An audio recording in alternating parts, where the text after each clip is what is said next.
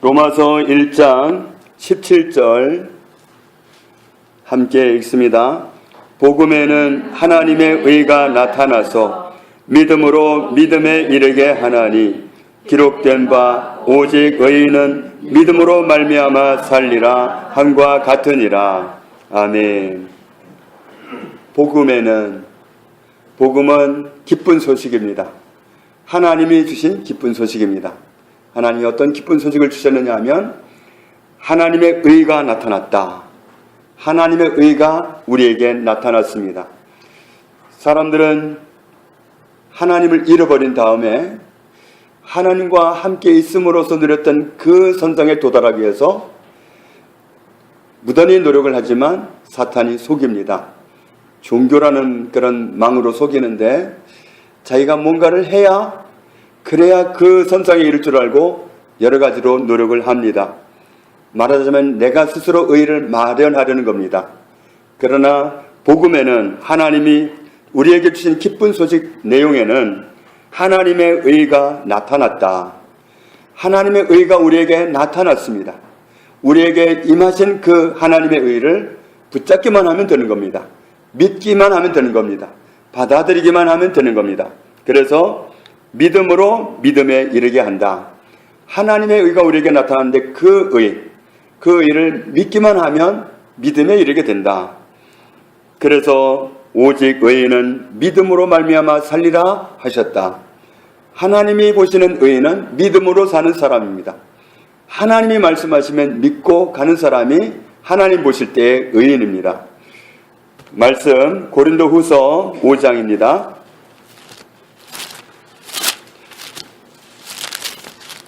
고린도후서 5장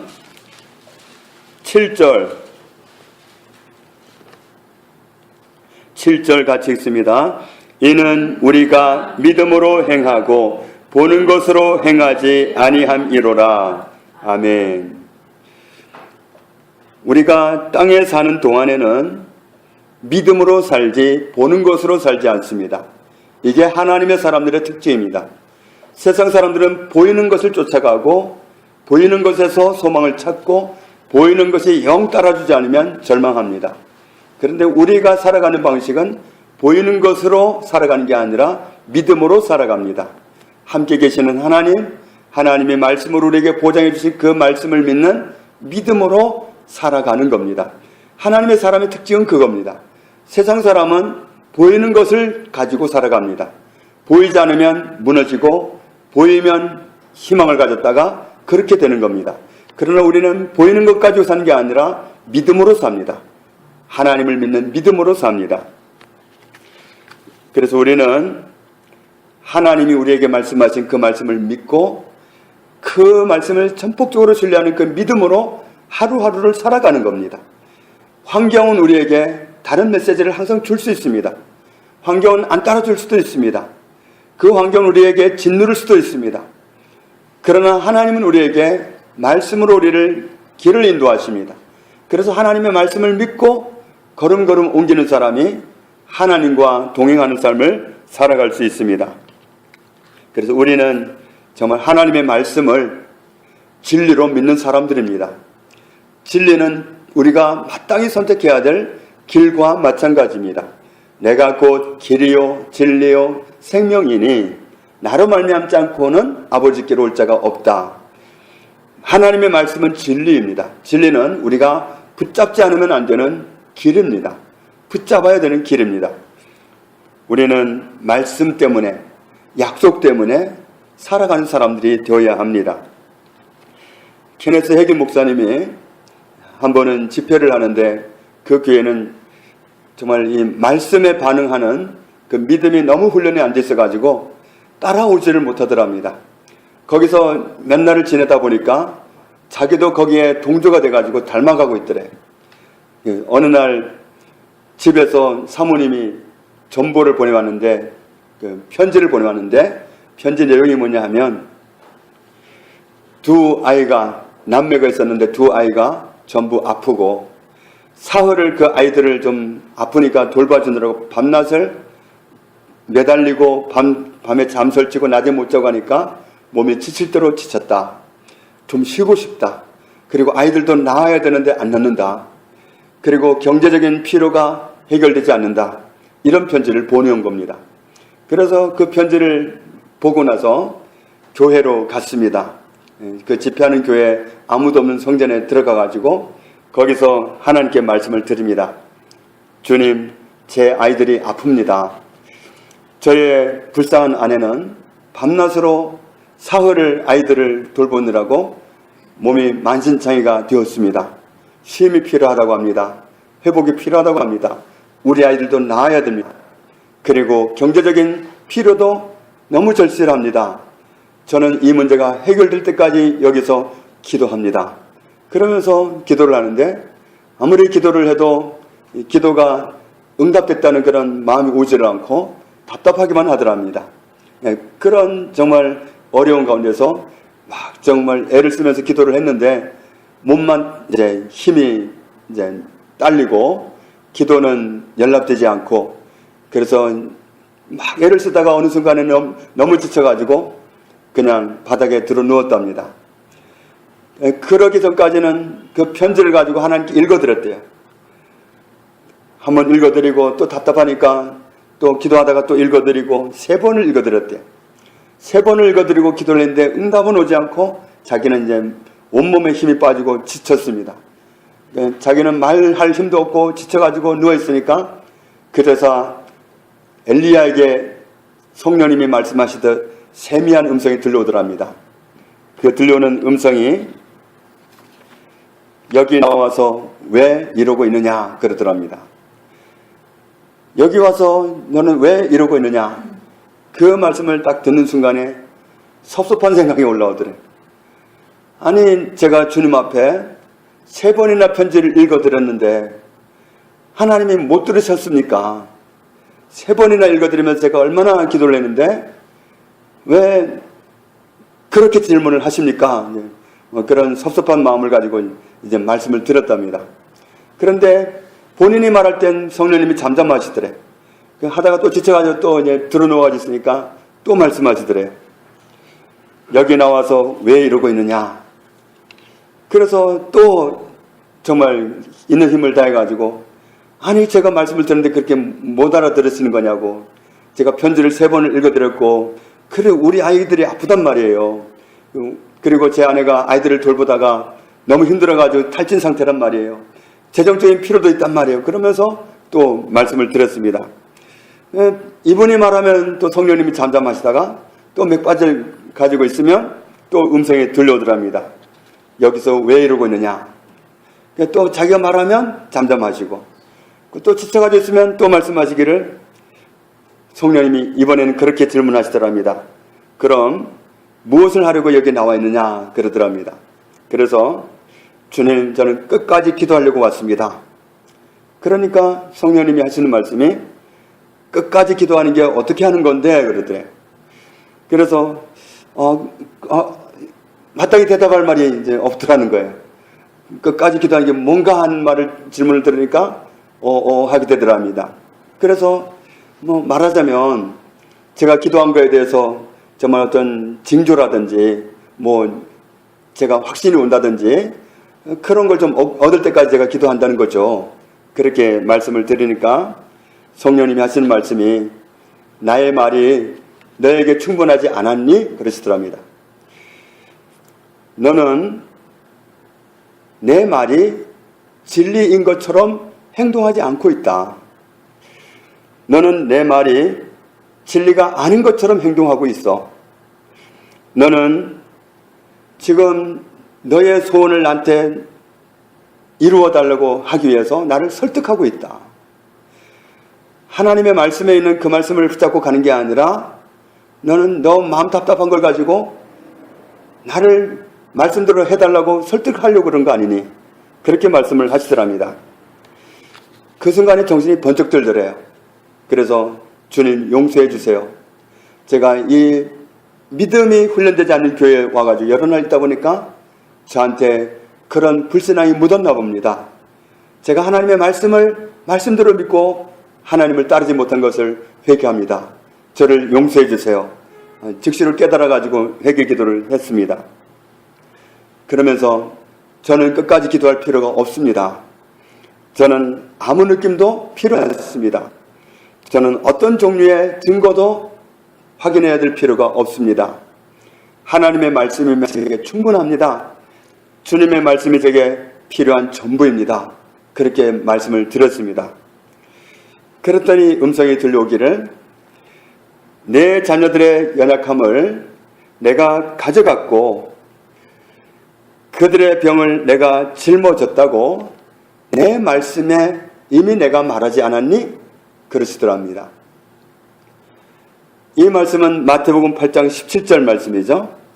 우리의 연약한 것을 친히 담당하시고 병을 짊어지셨도다.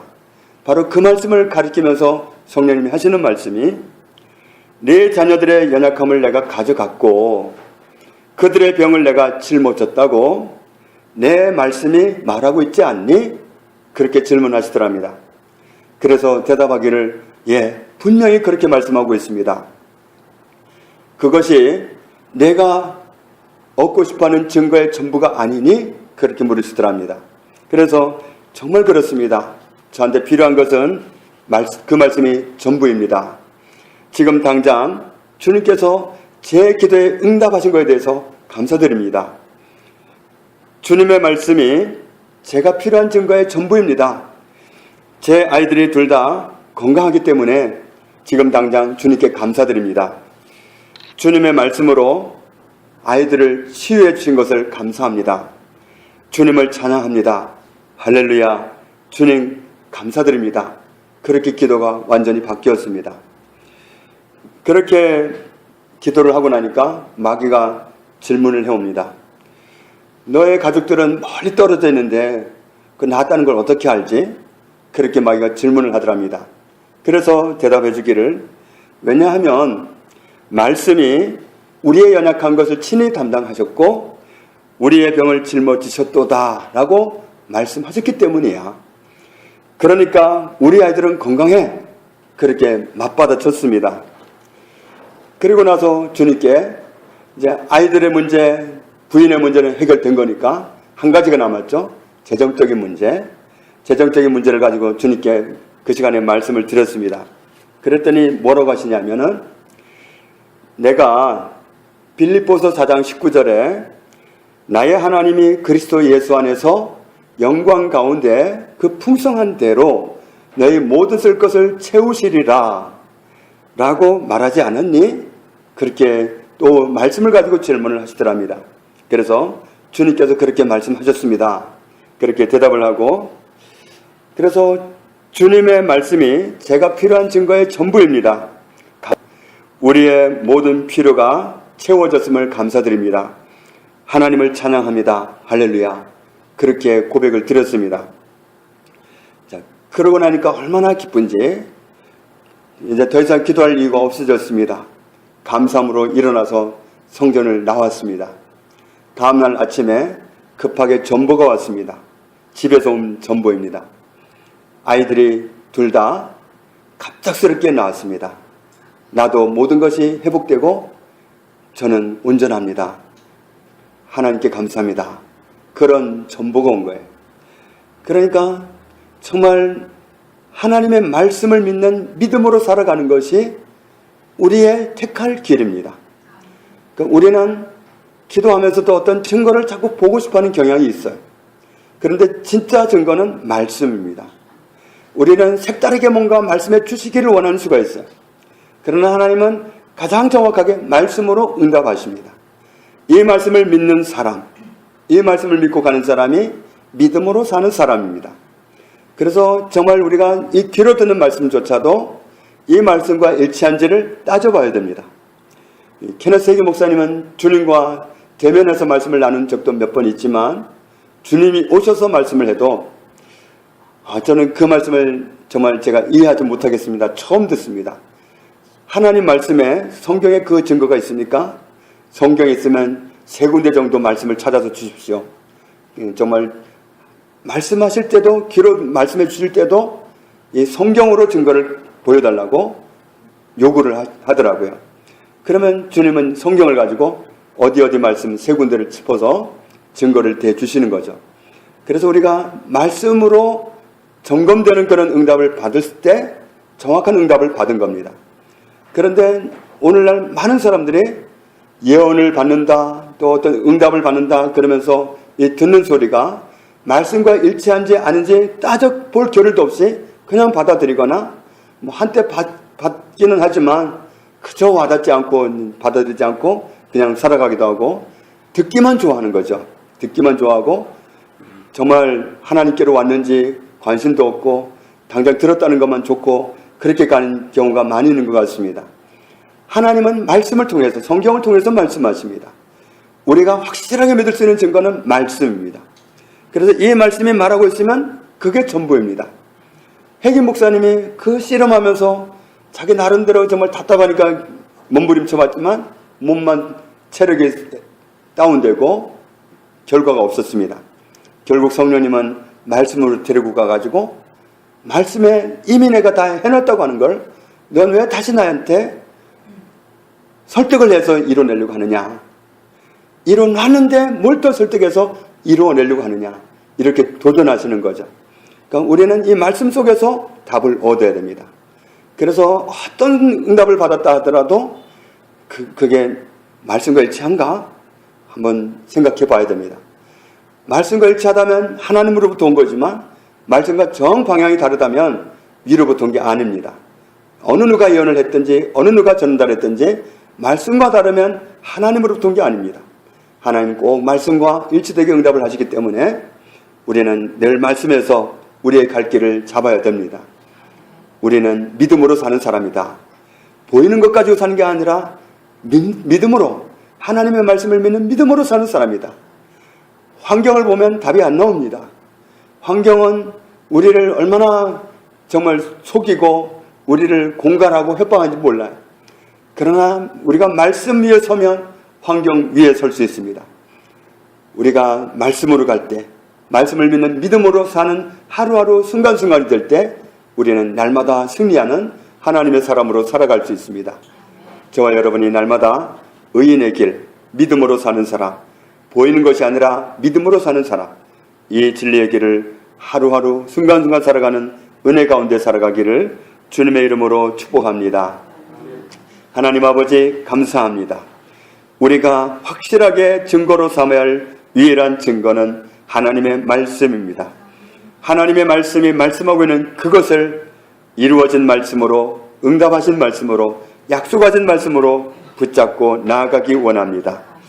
보이는 것이 아니라 말씀을 믿는 믿음으로 하루하루 순간순간 살아가는 아름다운 그리스도인의 삶을 살아가는 하나님의 의인들이 다 되게 해 주옵소서. 예수님 이름으로 기도합니다. 아멘.